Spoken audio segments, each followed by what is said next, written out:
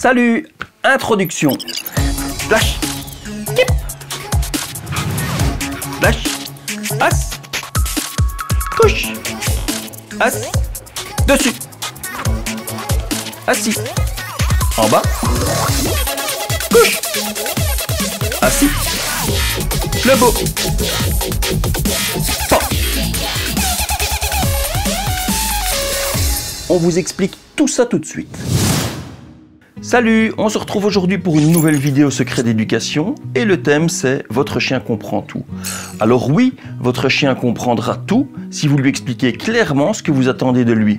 Il n'y a pas que l'exercice physique qui compte, il n'y a pas que l'apprentissage de l'exercice en lui-même, il y a le renforcement et c'est ce qui va prendre vraiment beaucoup de temps, mais surtout il y a la méthode et la manière dont vous parlez à votre chien.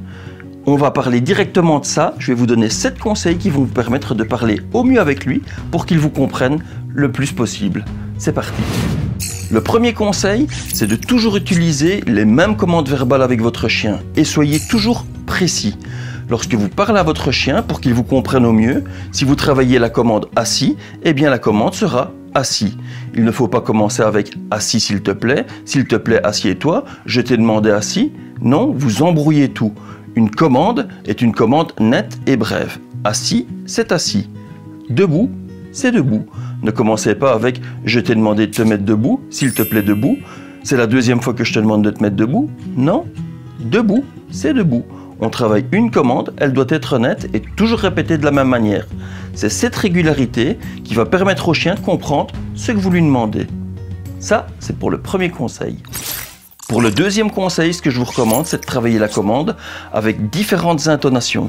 Vous pouvez travailler doucement, assis. Vous pouvez travailler un petit peu plus fort, assis. Et vous pouvez travailler plus fort, assis. Ensuite, l'idéal, c'est de travailler même en chuchotant, assis. Et vous allez voir que votre chien, il n'y a pas besoin d'hurler. Chuchoter suffit largement pour lui donner des commandes. Il entend beaucoup mieux que vous. Et bien souvent, s'il ne fait pas ce que vous lui avez demandé, c'est soit qu'il ne comprend pas, soit que vous ne lui avez pas appris parfaitement la commande. Ce qu'il faut faire donc, c'est travailler ces commandes avec des intonations différentes parce que de temps en temps, vous serez fatigué, vous serez plus énergique, vous aurez envie de parler plus doucement, parler plus fort, vous serez plus loin. Et de cette manière-là, le chien aura l'habitude d'entendre une commande qui sera bien énoncée avec des sonorités différentes. Voilà.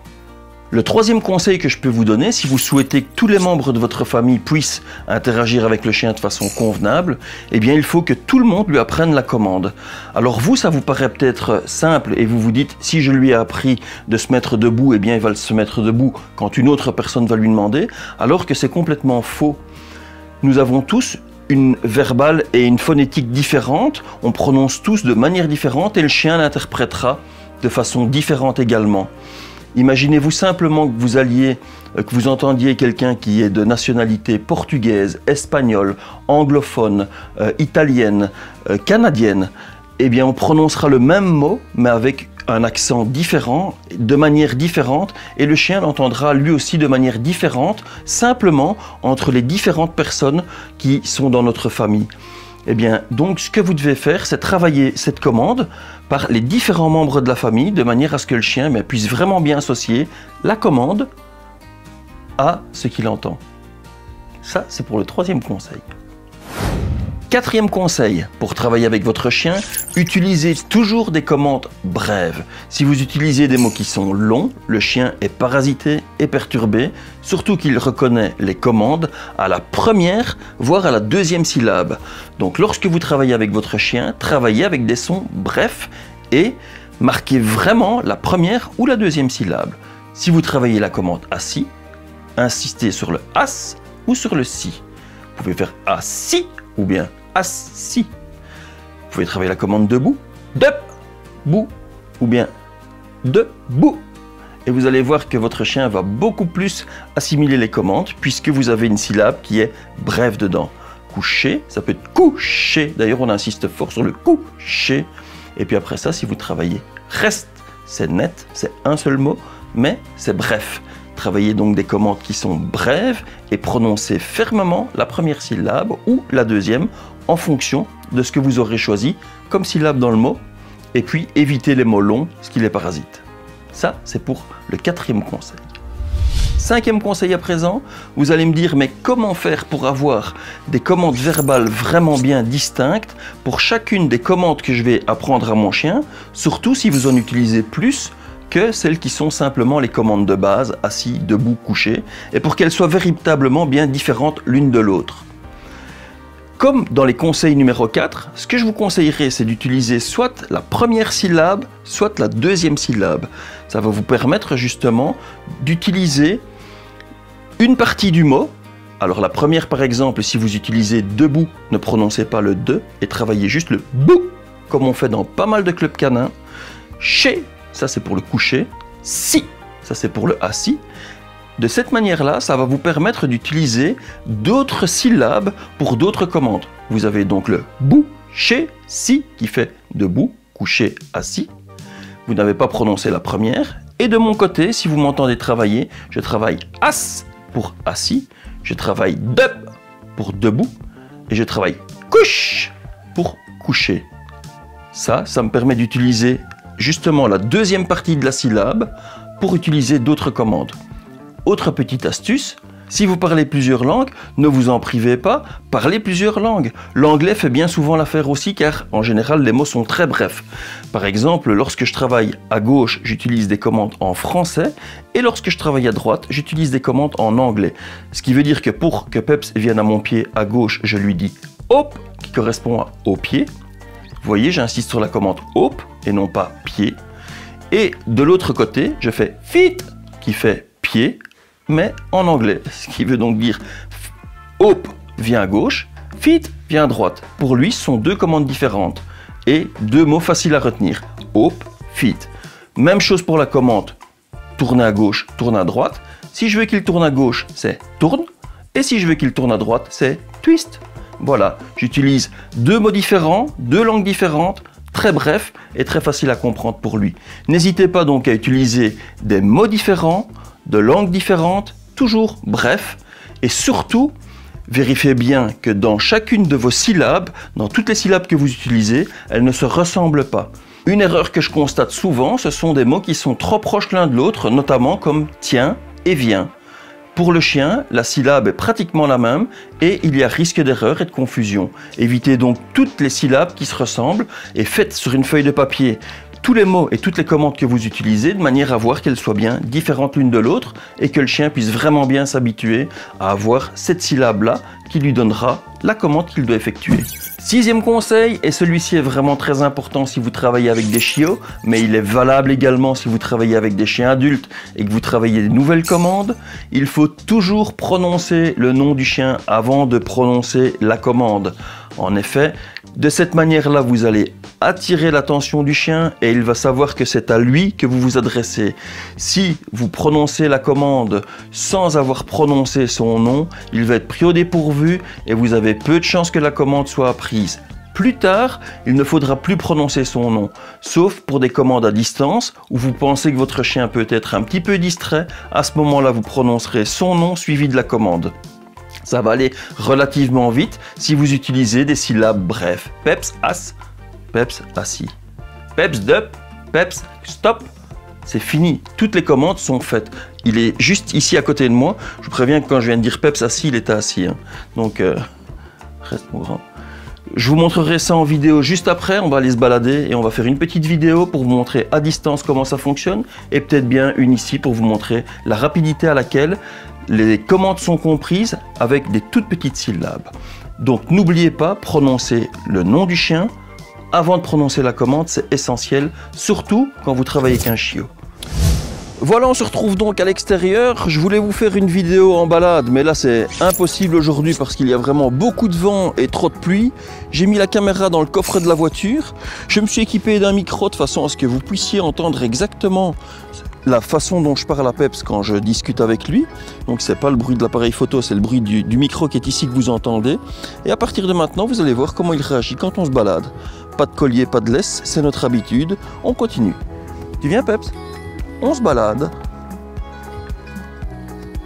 Reste.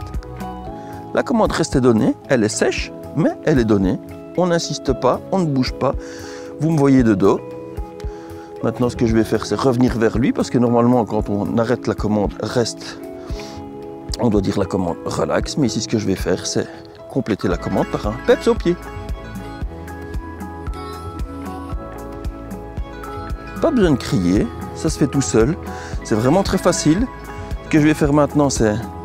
Viens peps, on continue. Stop. La commande stop est donnée. Au pied. Stop. Vous voyez, toutes les commandes sont bien comprises. Je pense qu'il y a une voiture qui va arriver. Non, ça va. On va faire les commandes à distance.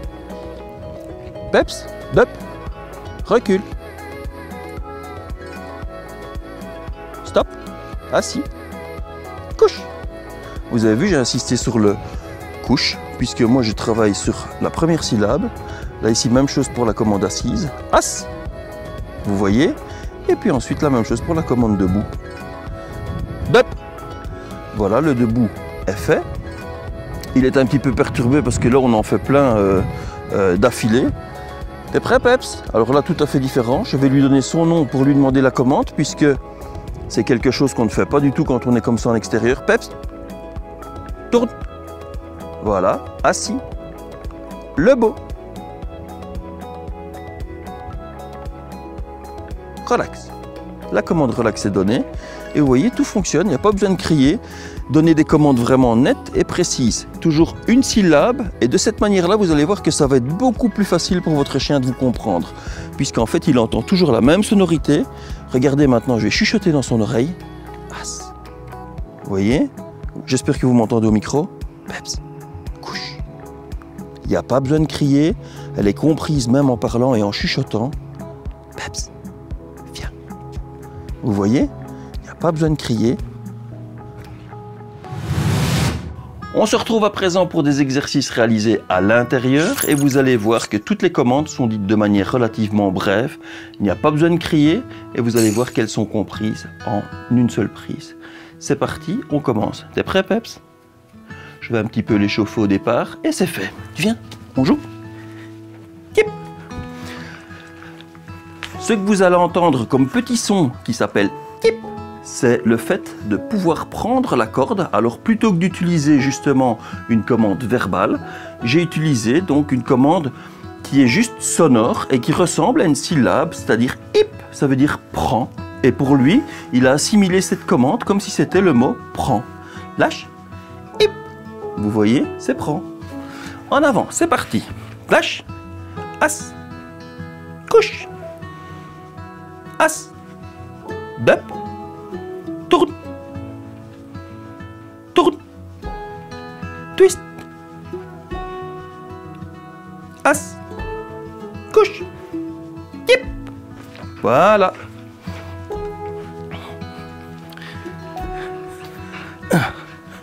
C'est parti, lâche, couche, dessus,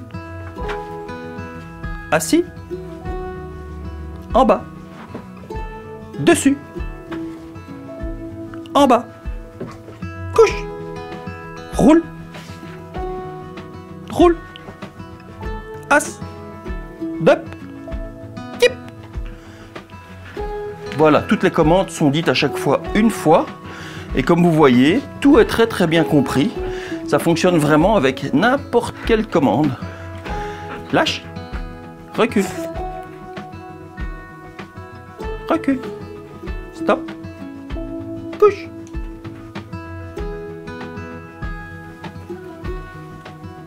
Tant que je ne donne pas d'autres commandes, le coucher est maintenu. Par contre, si je fais le petit cri, tip, c'est fait, c'est parti. Lâche. Rebond. Rebond. Assis. Boink. Boink. Boink. Yes. Et voilà. Voici à présent notre 7e conseil, mais avant tout, si vous appréciez notre contenu, n'hésitez pas à vous abonner à notre chaîne en cliquant simplement sur le petit onglet qui est ici en bas à droite. Et puis après ça, n'oubliez pas d'appuyer sur la petite cloche, ce qui va vous permettre de ne rater aucune de nos vidéos. Vous pouvez nous retrouver également sur Facebook où on fait pas mal de vidéos live, où vous pouvez vraiment nous voir travailler. On poste beaucoup de photos, on discute avec pas mal de personnes qui nous suivent. Et puis vous pouvez aussi nous rejoindre sur Instagram où on poste des photos plusieurs par semaine. On continue à présent donc ce 7e conseil et vous savez que les chiens comprennent seulement 20% de commandes verbales pour 80% de commandes gestuelles. Alors vraiment ce que je vous recommande c'est de travailler toujours le geste avec la commande verbale. Votre chien va beaucoup plus vite assimiler et beaucoup mieux comprendre ce que vous attendez de lui. Si vous travaillez par exemple la commande assis, pour le assis, en général les gens utilisent la main vers le haut, assis. Eh bien travaillez simplement de cette manière-ci, assis, en regardant votre chien. Ensuite, si vous travaillez la commande couché, c'est en général la paume qui va vers le bas, et bien travaillez de cette manière-là, couché. Si vous travaillez, comme je vous l'ai expliqué dans les conseils précédents, la première syllabe ou la deuxième syllabe, ce sera as ou si. Et vous allez voir que le chien va beaucoup plus vite assimiler la commande. N'hésitez donc pas à travailler le geste et la commande verbale. Si vous travaillez avec des chiots, n'oubliez pas de prononcer d'abord le nom du chien, ensuite la commande. Peps, as, et c'est fini, c'est bon. Peps, assis, et ça fonctionne aussi. Vous pouvez regarder, il est assis, il est juste ici à côté de moi, il est assis. Hein. Viens Doudou. Voilà. Voilà ce qui termine donc ce 7e conseil et cette vidéo secret d'éducation. J'espère franchement avoir résumé une grosse partie de toutes les informations que je donne dans plusieurs vidéos qui sont réparties sur notre chaîne. Ici, c'est vraiment à concentrer sur la commande et sur l'apprentissage pour vraiment avoir un chien qui vous comprenne le mieux possible. N'hésitez pas à aller voir donc l'ensemble des vidéos, vous y trouverez vraiment beaucoup de choses intéressantes. On se retrouve donc très bientôt pour un nouveau tutoriel, une nouvelle vidéo. On vous remercie encore d'être aussi nombreux à nous suivre. N'hésitez pas donc à passer par nos comptes différents, nous laisser des petits commentaires, c'est toujours bien sympa. Et puis ce qu'on vous dit, surtout à tous, c'est bon entraînement. Allez, salut et à la prochaine. Ciao.